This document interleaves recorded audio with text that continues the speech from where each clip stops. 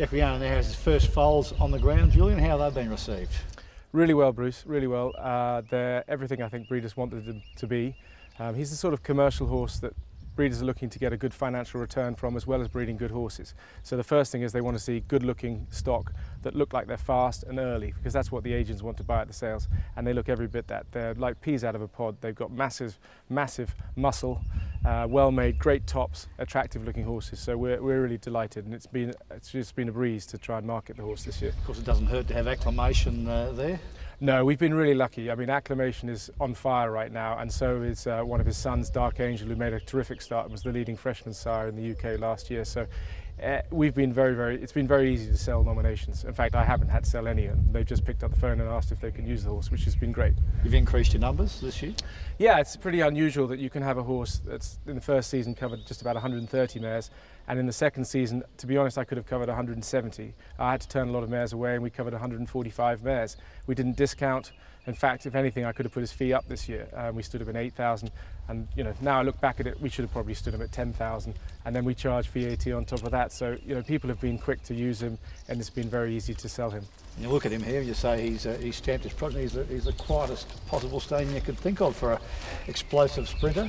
He is a Jekyll and Hyde character, really, because when you saw him at the races, he used to burst out of the stalls like a bullet out of a gun. He used to come out and he'd be in the front within about 10-20 yards, and he'd stay in the front all the way home.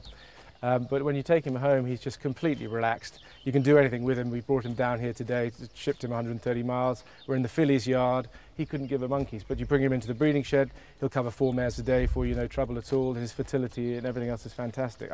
We're very, very fortunate to have a horse like him. The future looks pretty bright for Equiano. Let's hope so. Let's hope so, yeah. Of course, he's been to Australia and he was well received by Victorian breeders there. Really well received. Yeah, we were really pleased with the way he was received. I think it wasn't very easy for Adam and the team at Swettenham, because the horse came in literally about 3 days before the season started. And as a breeder, you want to know what the horse really looks like, especially if it's UK and it doesn't have that name recognition that, of course, this horse has in the UK, having won 2 King Stand Stakes. He was really fast and everybody knew him. But for Aussie breeders, they wanted to get to know the horse, they wanted to see what he looks like. So I think momentum really built when breeders saw the horse and what a good looking horse he was.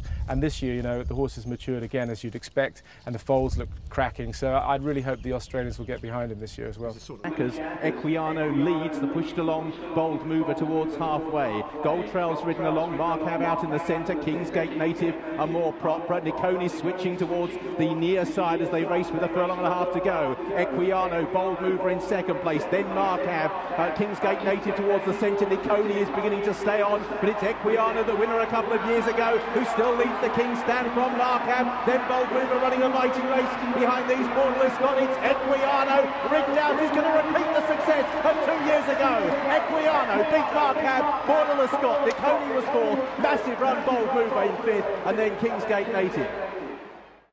Of course, Australian breeders should look at being a dual King Stand winner, and there's none of those around these days, and that's the race the Aussies think they always win. I think I'm right in saying there were two horses who won the King Stand Stakes twice in the last 75 years, so it's pretty rare that a horse should do that. And any sprinter that wins a King Stand Stake or a Group 1 sprint as a 3-year-old is always pretty special.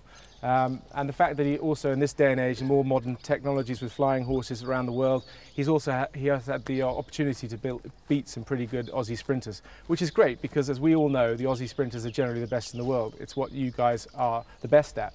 So when he could beat the likes of Takeover Target or Niconi or Gold Trail, it was great for us and great for his CV, if you like. Forward to his Australian progeny coming back here and winning the King Stand, which he did there. I wouldn't mind that either, actually. That'd be quite nice. Maybe an Aussie one against an English one would be good to see. Fantastic. No problem.